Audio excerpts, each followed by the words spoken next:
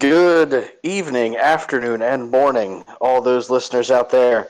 This is the Basement Wargamers Grudgecast. I am your host, the Caradron overlord of all things alcoholic, Jarid Cannonball Nyman. With me this evening, I have William West, the 57th. Hello.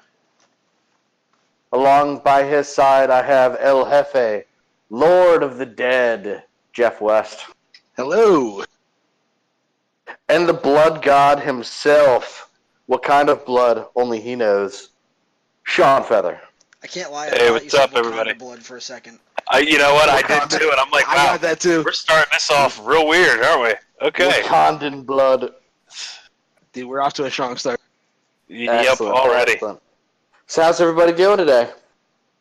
We're good. Awesome. Still reeling from my loss from Sunday at our Age of Sigmar tournament, where I lost in the third game round against Jeff West. Ooh, that's right. We had a double tournament weekend at Basement Wargamers. We had the 40K tournament, our 40K Rogue Trader tournament on Saturday, and we had our Age of Sigmar Rogue Trader tournament. I guess it wouldn't be a Rogue Trader tournament. They're going to come up with a better name because it can't be RTT, really. There aren't Rogue Traders in Age of Sigmar. That's what I'm naming it on BCP. RTT. It should just RTT? be an MGT, Mini Grand Tournament. Mini Grand Tournament, or like a, I don't know, like Merchant Grade or something. Like, what would be the equivalent of a Rogue Trader in fantasy?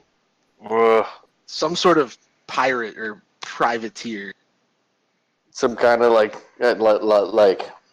Merchant Marine. Maybe like some, yeah, kind of. Yeah, I guess. I mean, that's got to be the closest to it anyway. All right, let's just come up. What with about GW? Realm Walker tournament? Realm Walker. Ooh, I like that. That's fancy. That Realm is Walker. fancy. Sounds good. All right. I like it. So this weekend we had our RTT on Saturday and our Realm Walker tournament on Sunday, and it went pretty well on both ends. I was able to be involved in both of, or fight in both of them, I should say. Great turnouts. We had 18 for the 40K tournament, and we had 12 for Age of Sigmar. 11 plus I was a ringer, so yeah, I mean, and I placed 6th. It wasn't too bad. It was a fun time. I had a blast. Everybody, I think, had a good time at the event. I mean, Bill, you brought your Spider-Fang Grots out for your first big event. First event, second, third, and fourth games consecutively with them. And how did you do? I scored 8th, which is better than I ever scored with my Khorne army.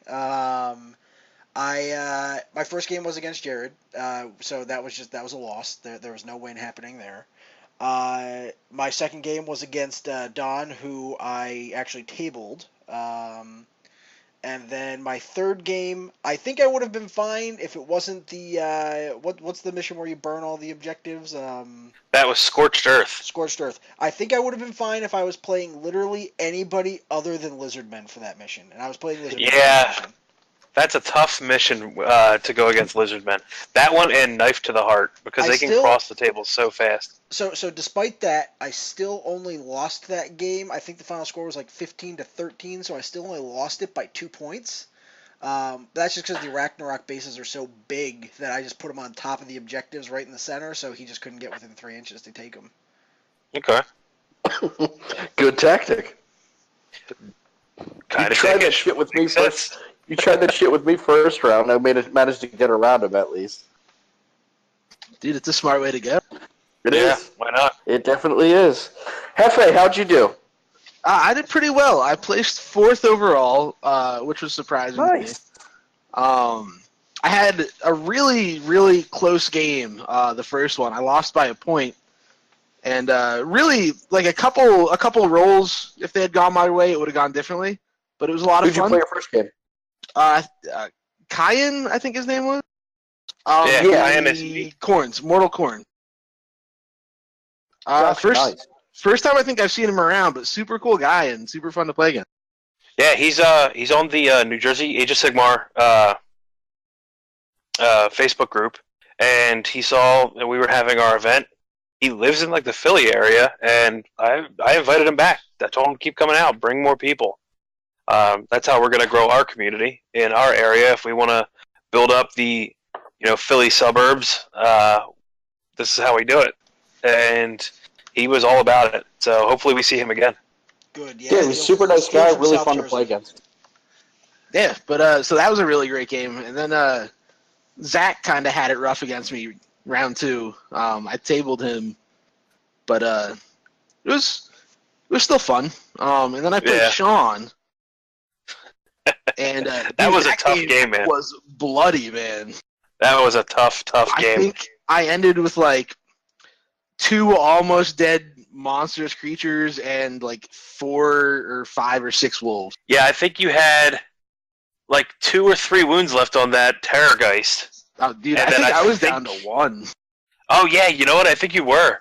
And then your vampire on Zombie Dragon he was clean. Every time I heard him, he just regained those wounds. Yeah, dude, that the Chalice of Blood on him came through big time for me the entire tournament.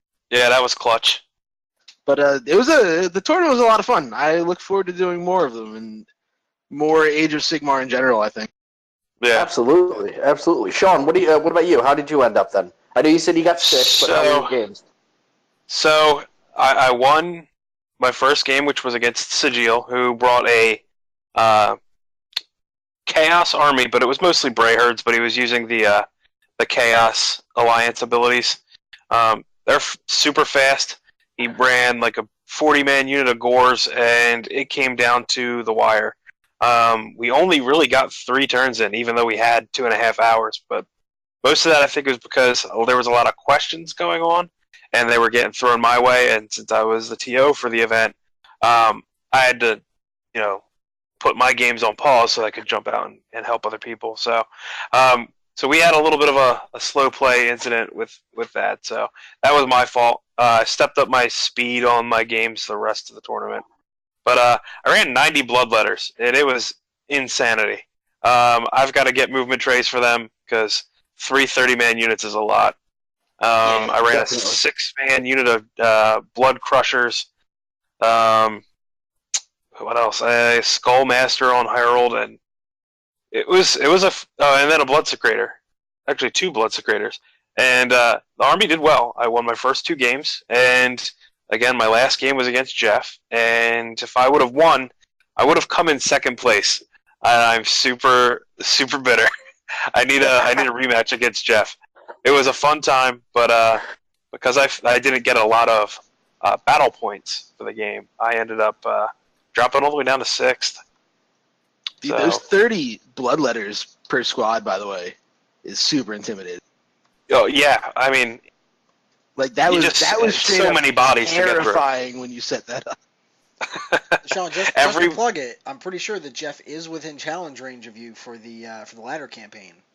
He really is. I haven't challenged anybody in a while. I got to get on that actually. Yeah, we're coming down to the end of it soon. But getting back to the tournament, Jared, how did you do in the tournament? I think we all know how I did. Go ahead, toot your own horn. I gotta bake in the sunlight of my victory. I took first place at our first big AOS tournament. Well, second, I guess. Second big AOS tournament. Yeah. I took first place. Had an amazing time. Was insanely nerve-wracking. I had 3 very tough fights, I could say, in all honesty. First round, I played against Bill West, and although he made it sound like I cleaned him, it was not that at all. Yeah, he was arguably one of my hardest fights all day. To open up with one of my hardest fights that I've had in a while, the fucking arachnid swarm things and all the mortal wounds that army can pump out is just really incredible, really strong. I love the fact that you really are enjoying this army too compared to your Khorne, and I'm excited to see you do more with them. Super tough fight, So, like, I would definitely not cut yourself short on that one at all. My second match was also against Kyan with his Blades of Corn. Good fight once again. A lot of it came down to, in my mind, I got lucky in the fact I was able to keep my distance, especially between how the mission was, because it was Battle for the Pass. So setting up long ways when an army like mine, I played Carriager and Overlords, Sky Dwarves. I played Sky Dwarves, and having an army like mine that's mainly shooting centric against an army like Kyan's, which was the Blades of Corn, which was 100% melee centric, I was able to keep my distance as much as possible to try and shoot down stuff, which helped.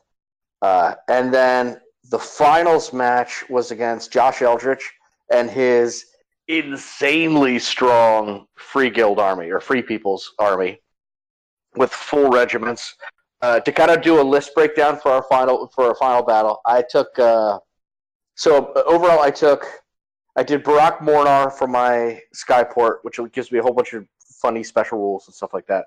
I took a 10-man unit of Grunstock Thunders, 9-man unit of Engine Riggers, 3 units of Arcanaut Company, a Chemist, and an Ironclad. I was able to sit down first before him because he had 3 20-man units of crossbows, 2 20-man units of handguns, and two 20-man units of Free Guild Guard, and then his dudesman, his captain HQ guy. He set up full gunline position. Oh yeah, he set up full gunline position. And fun story, in rules for the Free Guild, their big special rule is basically they can counterattack, and also on top of that, yeah, they're basically better Tau. Like, so if we put this to 40k terms, when you it's like insano great for the greater good. When you charge a Tau unit, for instance, in 40k, its Tau unit buddies nearby can fire Overwatch on you as well. So you can do the same thing with Free Guild, only instead it's at the end of the charge phase. If you have a unit that's within 3 inches of one of their units, and that unit is within 6 inches of any other units, all those units can shoot at you at full ballistic skill. Wow. So yeah, that's scary. Yes, and then on top of that, bonuses. Just looking at some bonuses for Free Guild. The 20-man squads. If you have units of 20 men or more, for the handgunners, they're hit on 5, wound on 3, AP -1, 1 damage. If you stand still, you're +1 to hit. So now you're hitting on a 4. If you have 20 or more, you're +1 hit. So now you're hitting on a 3. And then the general can actually give them another boost to make them hit on a 2. So that's the handgunner unit. The crossbow units, if you have 20 or more, you get to fire twice. So if you take 3 20-man crossbow units, firing twice, that is 120 shots a turn.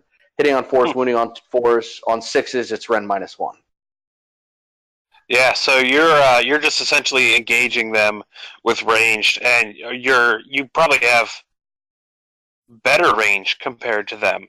So you're just outranging him and just killing him faster. And the fact I had first turn, and the key to that army is it bases everything off of synergy. So you need to. Whereas normally when you think about taking out a unit, you have to take out an entire unit to be effective. The thought process is completely different when you're facing Free Guild. You need to take chunks of that army out at a time to lessen its effectiveness. Now, if you're a purely combat army and you're going against that, God help you. I mean, you basically just have to hope your saves work and they suck at dice. Talking from experience, yes. That sucks. Exactly. So the Free Guild one was really nasty.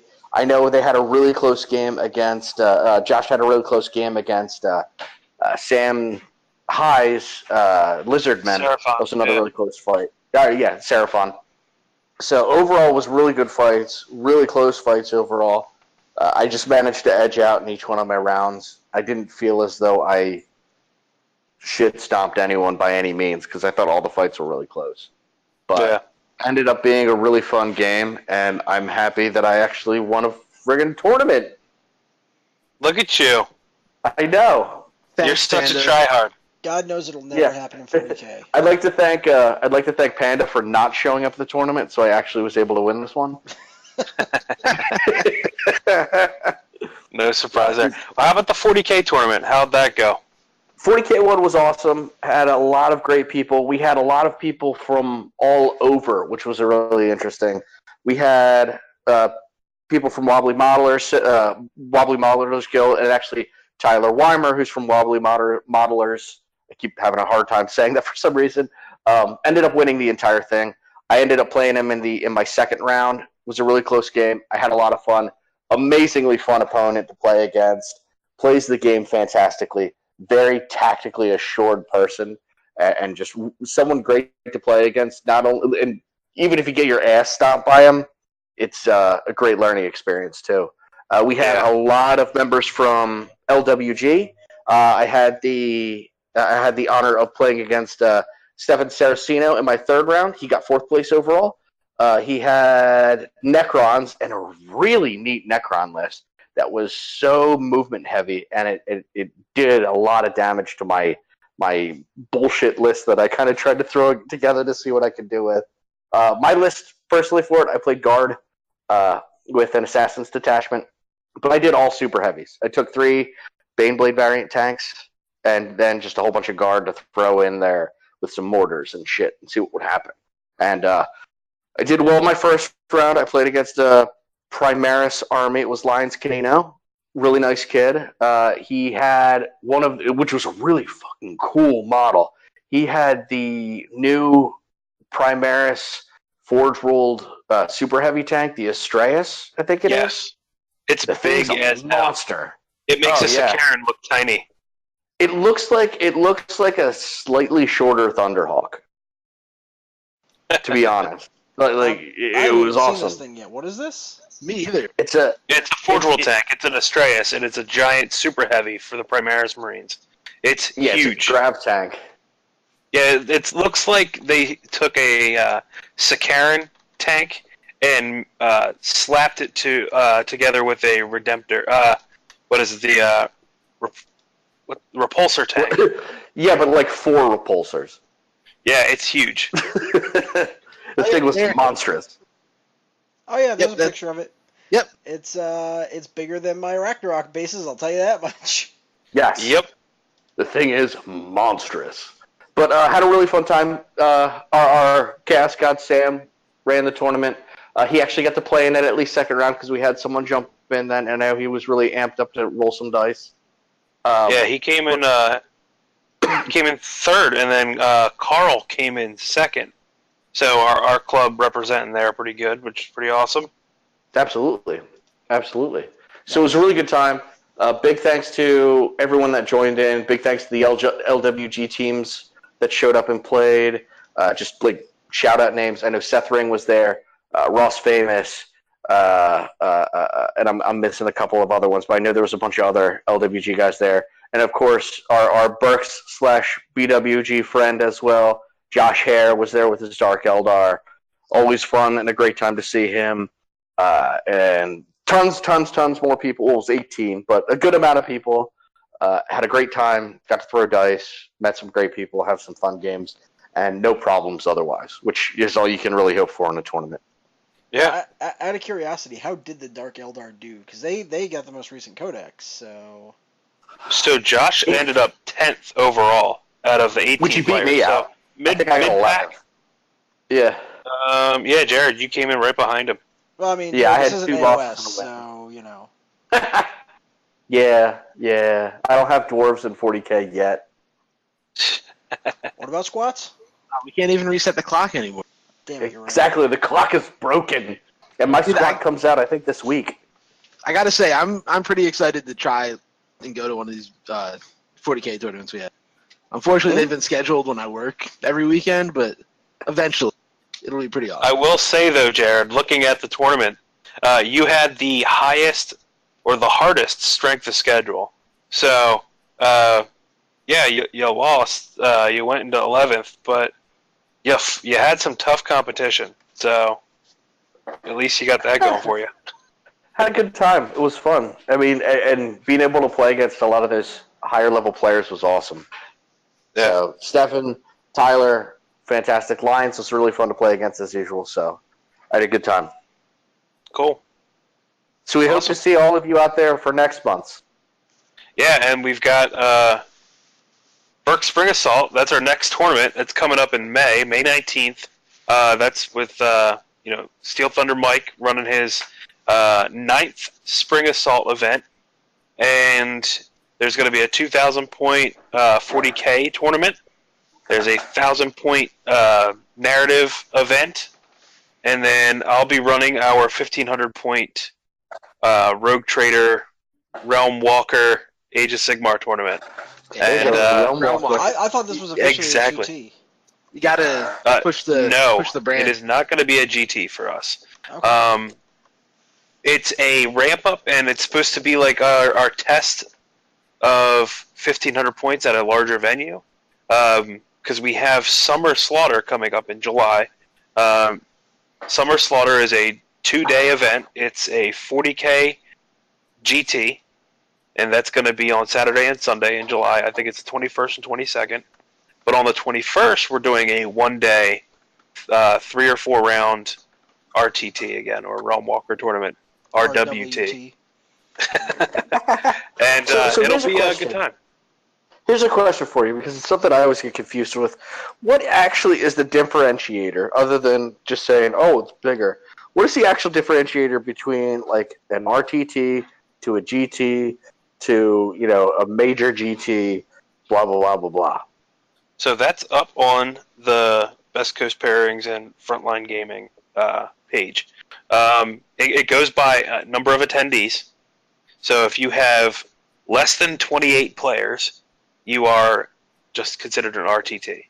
If you are 28 or more, you are considered a GT. And I think major is 50 or more. So what you're saying is, if we could get at least 28 people to come out and join the Age of Sigmar tournament, we could turn it into a GT? Yeah, we could eventually get our event to become a GT or a major if we have enough people coming out. You hear that, folks? Do it. And if you join our event, well, it's not our event; it's Mike's event. If you join up to Mike's Burke Spring Assault, and join one of the 3. Specifically, if you join the Age of Sigmar one and get us to GT levels for this, not only will you be ranked in ITC, because Sean is ranking this in ITC, but you're also doing it for a good cause. It's a charity tournament, guys. You're beating face, and it's helping people out. So come out and join. Exactly. All of our events are ITC ranked. That either myself or Basement Wargamers TOs will run. They will be ITC ranked if we can help it. That was one of my stipulations when I talked to Mike. I was like, hey, I'm going to run Best Coast Pairings, and I'm going to run it as an ITC, event, and he was cool with it. So we'll be That's good. be doing that going forward. Nice. Maybe he'll start feeling more comfortable with ITC for pairing then too. Which would be Maybe I would like that. It would be pretty cool. I mean, what's nice is the pairings show up on the app. You don't have to stand up on a chair and you have to yell out, where people have to go to, find their next battle. You don't have to print out anything and hang up, the pairings and tables. That stuff all takes time. And we all know that tournaments can easily get behind on time. And all we want to do is run things as smoothly and as quickly as possible, because we don't want to be stuck, 11:30, 12 o'clock, in the middle of the night trying to leave an event just because we ran over a little bit. But the other thing I thought that was cool about that when I was looking into it some, you can have a quote-unquote ITC event and not follow necessarily the ITC missions or the ITC rule set. You just have it set up in Best Coast Pairings and run it that way and have whatever rules you want to do for it. So whatever house rules you're looking for. So realistically, it's ITC in name alone, but the rest of it's entirely up to however you want to run your tournament. Exactly. Yeah, it's pretty Really solid. Yeah. Cool. So what else do we have on schedule here? We talked about our 2 tournaments. I know we had the big FAQ that That's just the next came thing. out last week.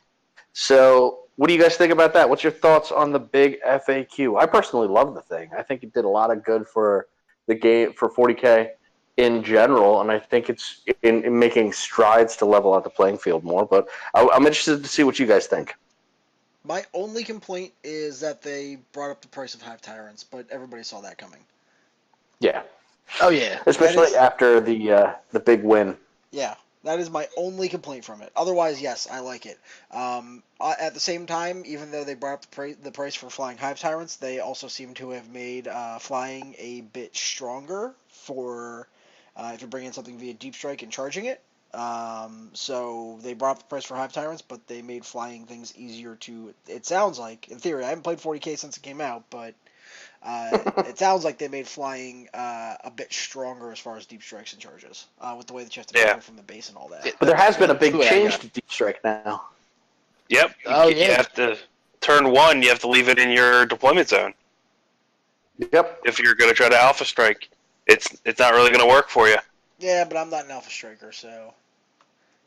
Yeah, you like to shoot things mostly. That's what I've got my Gene Stealers and High Fleet Kraken for. They're my alpha strikers, and they don't need to deep strike. Yeah, And more your Gene importantly, Stealer cult doesn't care. Exactly. Gene Stealer Cult is one of the anomalies to that rule. They flat out said Gene Stealer Cult can still do their cult ambush in turn 1. So. Yep. Same with, I believe, Raven Guard with some stratagems, right, Sean? Yeah. I can't really talk too terribly much about the Raven Guard, only because that army has been shelved for such a long time. I've been playing Eldar and World Eaters and Khorne Demons, and I've been really on a huge AOS bender. So when I get to them, I get to them. You got to play what you're enjoying. I mean, that's the most important thing. And you know, I can only hobby so much. We have a group have really been trying to push AOS, and I'm really happy to see more attention being shown to the game because I think it deserves it. I really think it deserves it. Not to say I don't like 40K, because I absolutely love 40K, but I'm really enjoying AOS. Our current status, though, in ITC for Age of Sigmar is pretty solid. We're ranked 4th globally, I believe, for our club. So that's pretty awesome. So that's stellar. So absolutely. Suck it, rest of the world. Except for the 3 people above us. We're coming for you, top 3. Suck it too. Oh, we'll get there. We'll get there. Yep. But no, I've been having a lot of fun with the system.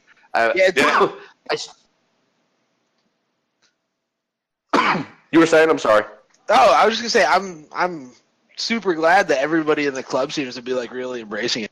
After we spent a year on the Grudgecast shitting on AOS. You know, I still swear, me and Nick Imes are the only two that really gave it a big chance at first, and we're like really proponents. You guys really did. You guys really pushed it, even in its infancy, when there was no point system. You guys still kept playing it. So I give it up to you guys. I had fun with it. But it could be nothing if you guys. It would be nothing if you guys didn't, join in. So I'm really happy it's just starting to take off. But overall, good back times. To the topic at hand, though. Yes. The 40K FAQ. Yeah. Hey. Yep. 40K FAQ. I'm really digging the beta rules. So I like that they fixed Smite for Grey Knights. Yeah. Yeah. And Zinj, but fuck them. Fuck Zinj.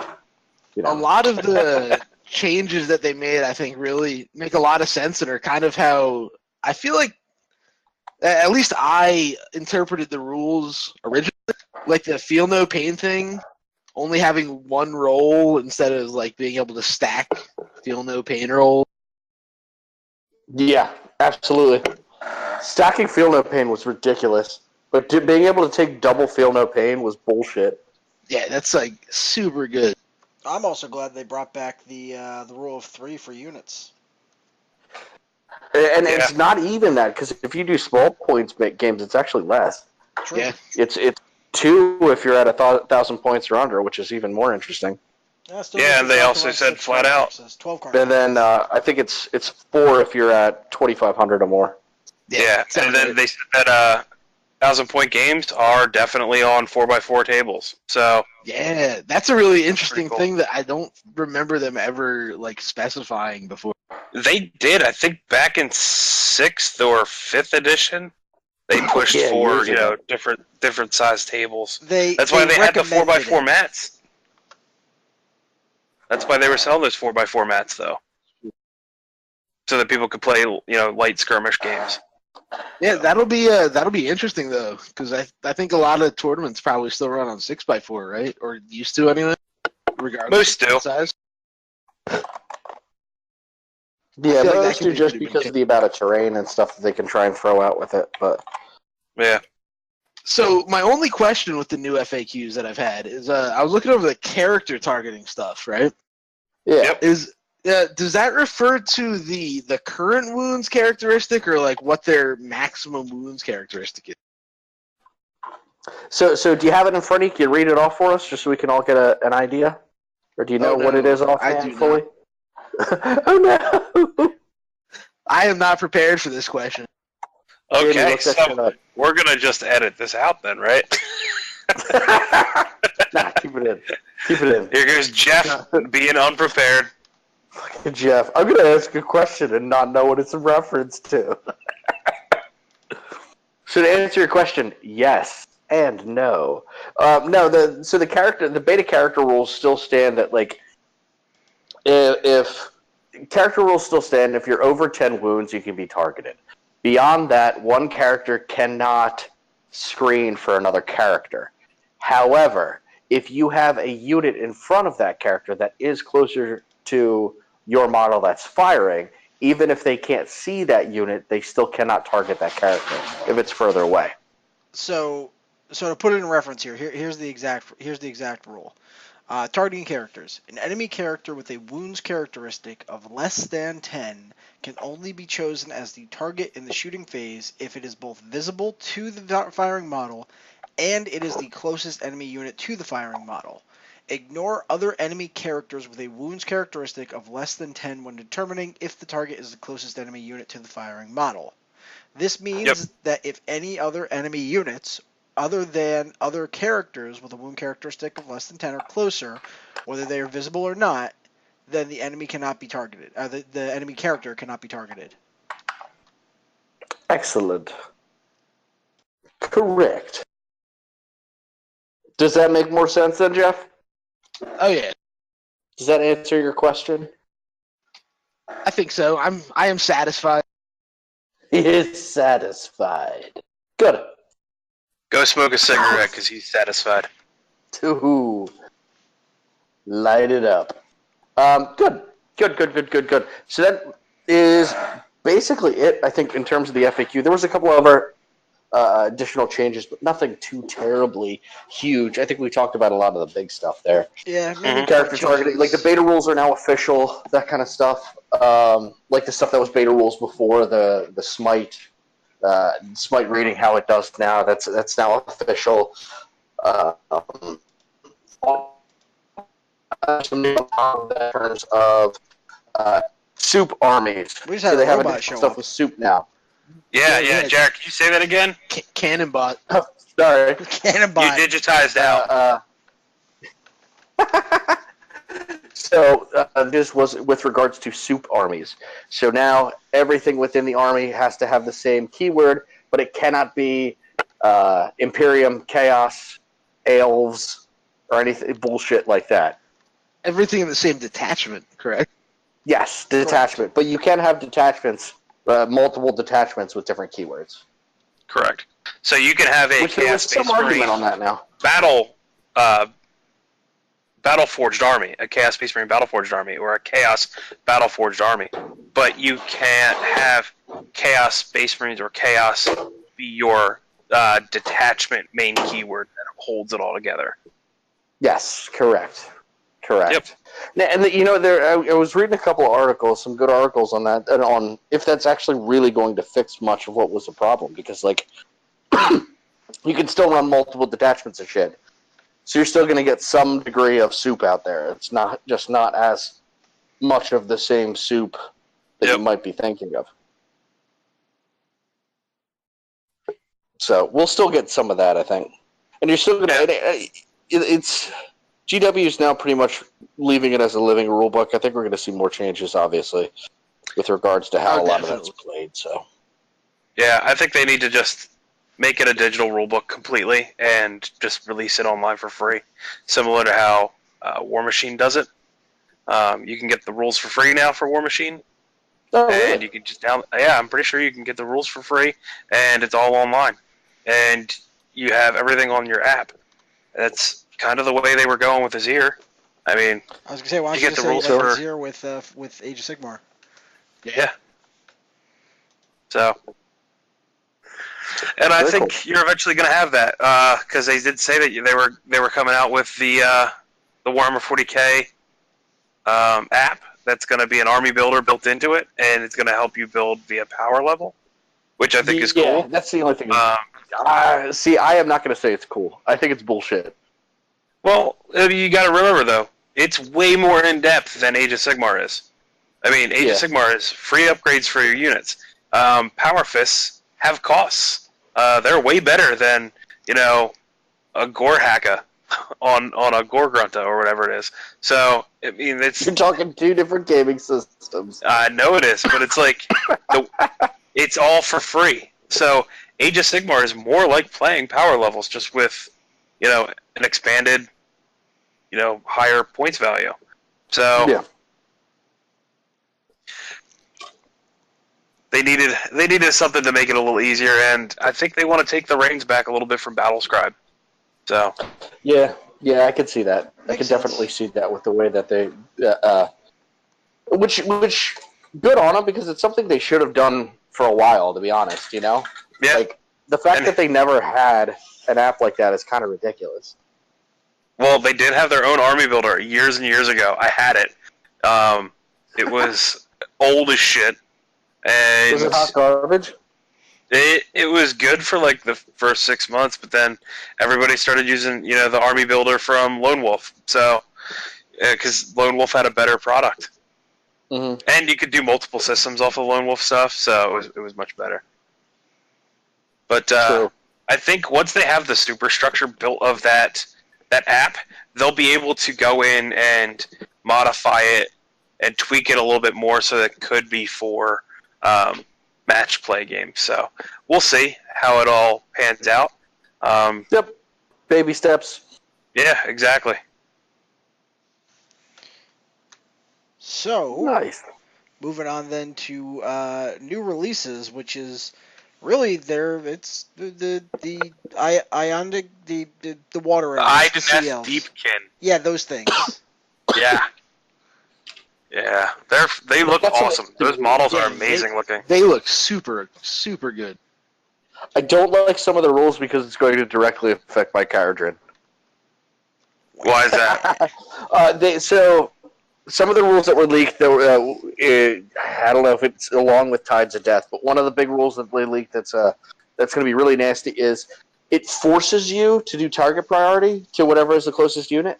Yep. Oh, yeah. You have to shoot at the closest unit. I think they also had one that gave minuses to hit, so a lot of anti-shooting. It looks like, which will run train on my shit. I got to figure a new way out for that. But yeah, it'll be interesting to see them. And the all of the models, I would say, look awesome, other than the fucking sea turtle. I think the sea turtle's stupid. What? I love the sea turtle. I feel like they could have picked a better sea creature than a turtle. Dude, they missed the opportunity for a giant fucking octopus. Right? I mean, give me way cooler of deep elf dudes on like a kraken or some shit. What about like Hellion style, like Dark Eldar dudes riding manta rays? I would have gone Just with standing Manta. on top of them. Manta rays would be better too. I mean, manta rays, I say, are better than seahorses. Yeah, I think they're more aggressive.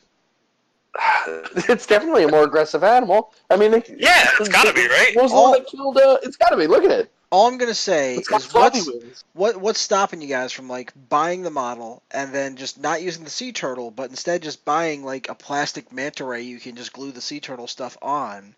And That really sounds like a lot of work. It does, but I'm just saying. I mean, rule of cool. They should make a good model. Bill, I already told you what I was gonna do if I got into these guys. You're gonna make make the Teenage Mutant Ninja Turtles, and you're gonna buy one Skaven guy, and you're gonna make him Master Splinter. No, I mean for the general dudes, I was gonna take like the Gene Stealer Colt heads with the tentacles coming down. Oh yeah. And make them like super Cthulhian. Yes.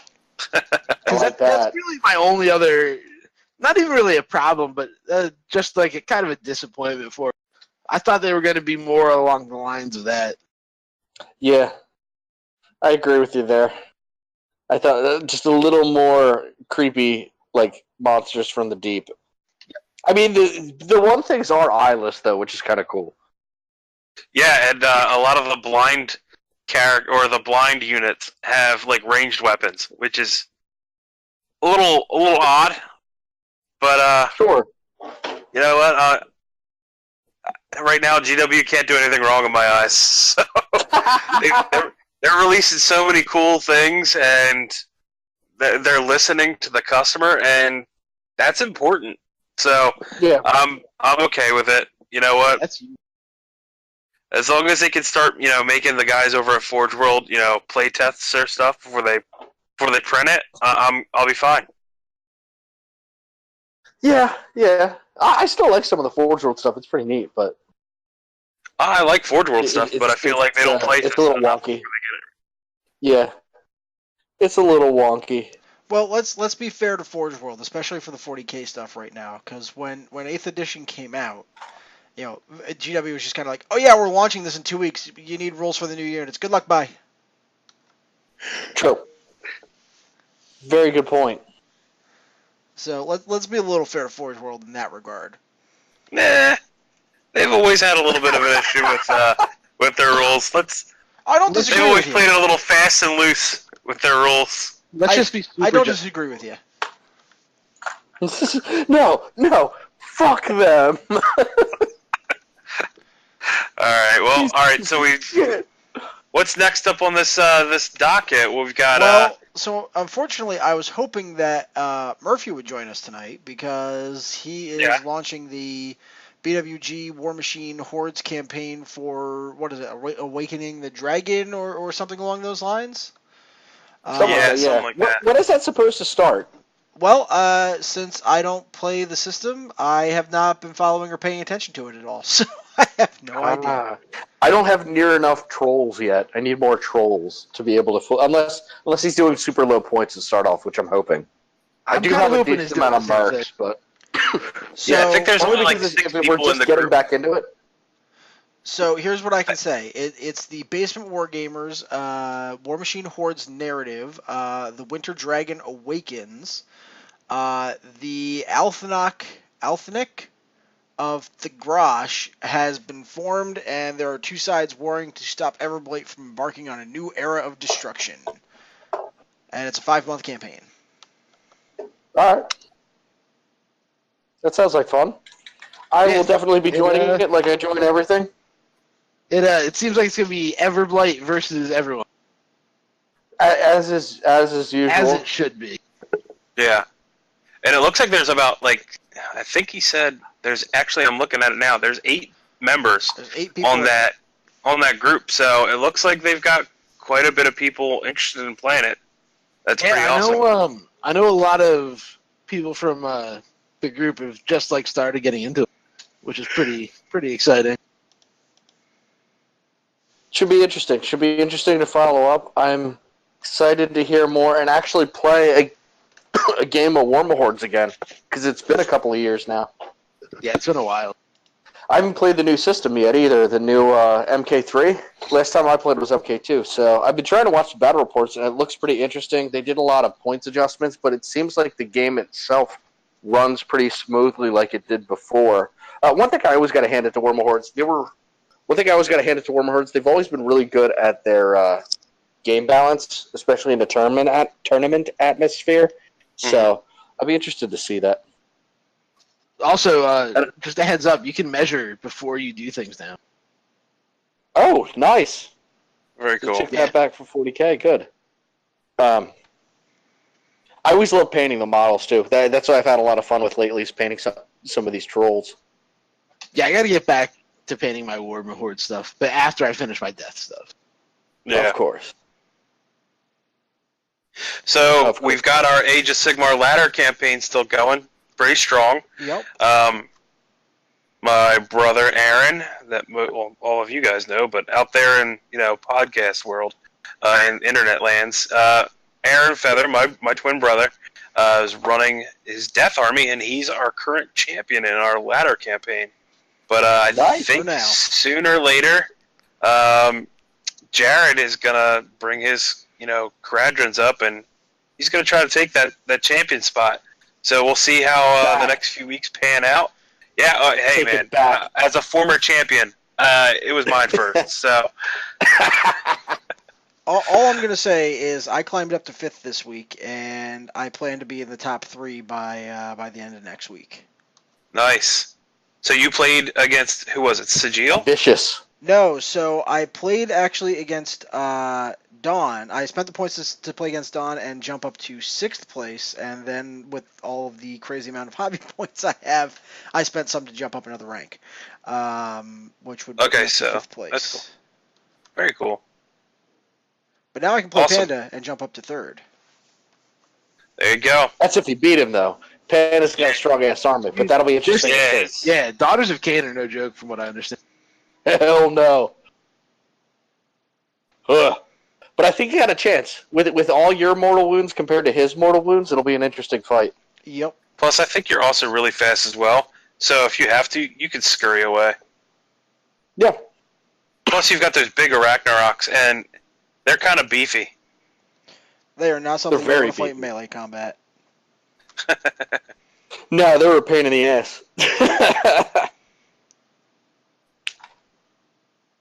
So what else we got? What are you guys working on for hobby, actually? Like, what do you guys any units or you're working on for building or painting? Anything going on there? I am furiously painting my Spider Fang army for Spring Assault right now. I've got the 3 Arachnaroks done, which you guys saw this weekend. Tonight, I literally, before this podcast, I've still got paint on my hands and everything. I just finished painting my Grot Big Boss on a giant spider.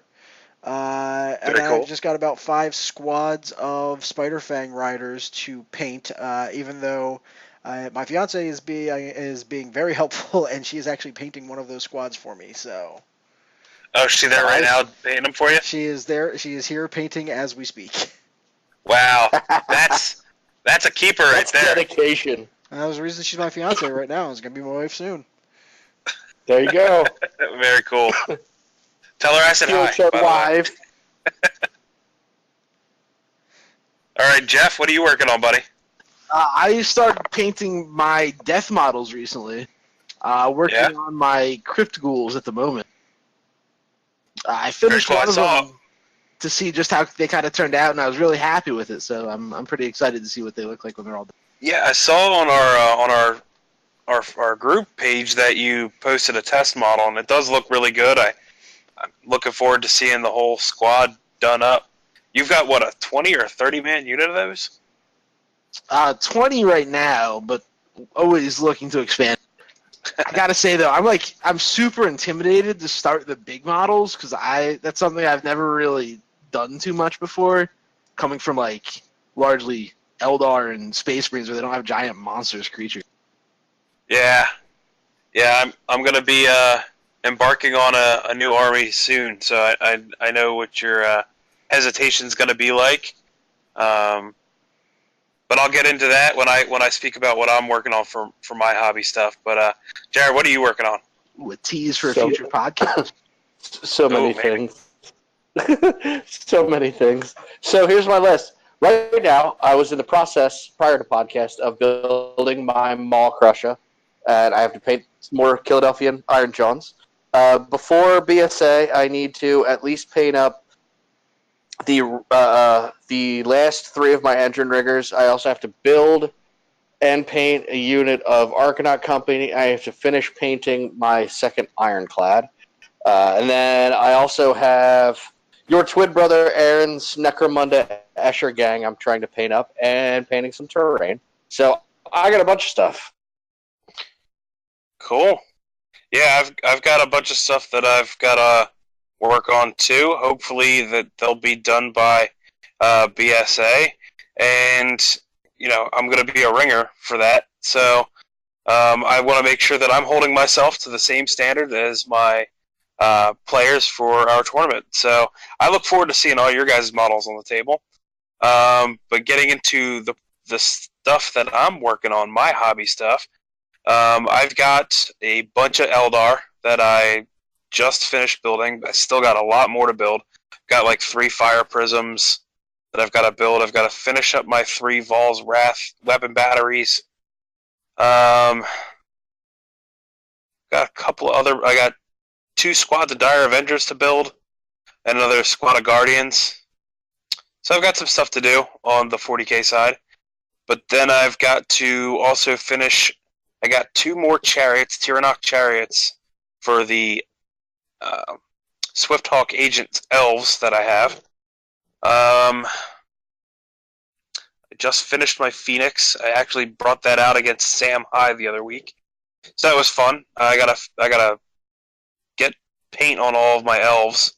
That's gonna take a little while, but my next project is gonna be Beast Claw Raiders. I ordered specially from our local hobby shop, Model Bon-Ott Hobbies. Shout out to Brian Ott, one of the owners, and his dad Bill. They do a lot of special orders for us. They're always getting stuff in for us, so that's pretty awesome. And Brian ordered me 3 boxes of Start Collecting Beast Claw Raiders. So I'll be jumping in head first with them after Spring Assault. Maybe I'll be bringing them to Nova. Who knows? We'll see. Nice. Awesome. Nice. That'll be interesting. It's a low model count army, but they're dangerous as all hell. Oh, I know. I really, really dig the Thunder Tusks. Just being able to shoot, mortal wounds. Ranged 18-inch, 6 mortal wounds if they're unhurt. It's devastating. Just absolutely having squads eat 6 mortal wounds right off the bat can really damper your day. Absolutely. Yeah. So that's about all we got building up and everything.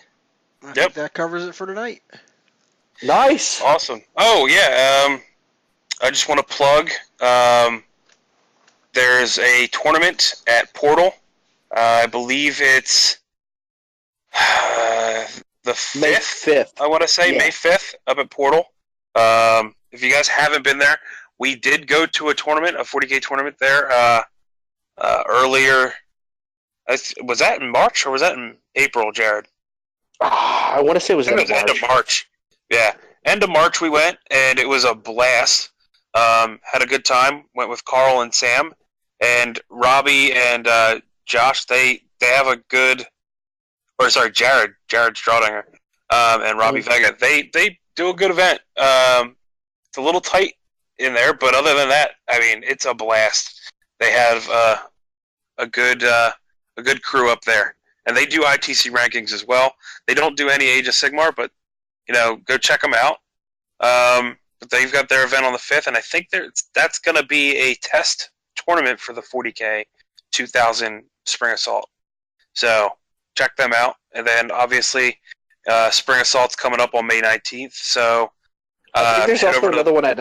I think there's also another one at Cloud City Games coming up soon. Okay. I think it's something like that. It's something reminded me. I think there was something with Cloud City Games. I forget the date offhand, but I'm sure we'll share it on the Facebook group. Yep. And then there's also the BWG RTT and Realm Walker tournament coming up in June. I believe that's the weekend of the 16th and 17th. Again, it's a doubleheader weekend with Age of Sigmar on Saturday and 40K on Sunday. Very cool. Nice. Very cool. Yep. Well, I think that about does it for us for this evening. Cannonbot returns. And I Sean agree Feather with Cannonbot. Yeah, Cannonbot. Cannonbot. He digitizes out again. I said I think that about does it for this evening. I want to thank Bill and Jeff West and Sean Feather for joining me on this wonderful podcast once a month. Once again, you can catch us once a month, the BWG Grudgecast. It will be posted onto our Facebook page as well as all of our other media news outlets, fake news, once a month. So you can come and listen to us ramble on about random bullshit and plug as many things as humanly possible. Other than that, we hope to see you guys at BSA. We hope to see you at our RTTs and Realm Walker events coming up soon. RWTs, yes. And other than that, have a great day. Happy wargaming, fellas. Later. Bye, bitches.